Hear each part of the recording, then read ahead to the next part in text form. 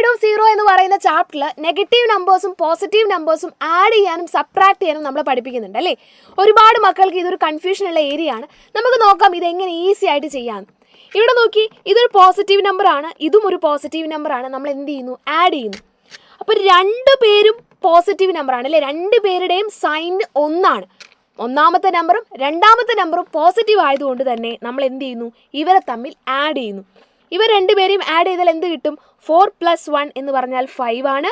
ഇവരുടെ സെയിം ആയിട്ടുള്ള സൈൻ ഏതാണ്? പ്ലസ് ആണ്. സിമ്പിൾ. രണ്ടാമത്തെ നോക്കുക, ഈ രണ്ട് നമ്പറും എന്താണ്? നെഗറ്റീവ് നമ്പറാണ്. ഇതും നെഗറ്റീവാണ്, ഇതും നെഗറ്റീവാണ്. അപ്പം രണ്ട് നെഗറ്റീവ് ആയതുകൊണ്ട് നമ്മൾ എന്ത് ചെയ്യണം? ആഡ് തന്നെ ചെയ്യണം. രണ്ടുപേരെയും ആഡ് ചെയ്യുക. എന്നിട്ട് ഏതാണോ അവരുടെ കോമൺ ആയിട്ടുള്ള സൈൻ അതങ്ങ് കൊടുക്കുക. അപ്പോൾ ഇതിൽ നിന്ന് എന്ത് മനസ്സിലാക്കി? രണ്ട് നമ്പറിനും ഒരേ സൈൻ ആണെങ്കിൽ, നമ്മൾ ആഡ് ചെയ്യാൻ പോകുന്ന രണ്ട് നമ്പറിനും ഒരേ സൈൻ ആണെങ്കിൽ അവരെ തമ്മിൽ ആഡ് ചെയ്തിട്ട് ഏതാണോ ആ സൈൻ വരുന്നത് അതങ്ങ് ഇട്ട് കൊടുത്താൽ മതി. ഇനി ഇവർ തമ്മിലുള്ള സൈൻ ഡിഫറെൻ്റ് ആണെങ്കിലോ? ഇവിടെ നോക്കി, ഒന്നാമത്തെ ആൾ പോസിറ്റീവും രണ്ടാമത്തെ ആൾ നെഗറ്റീവുമാണ്.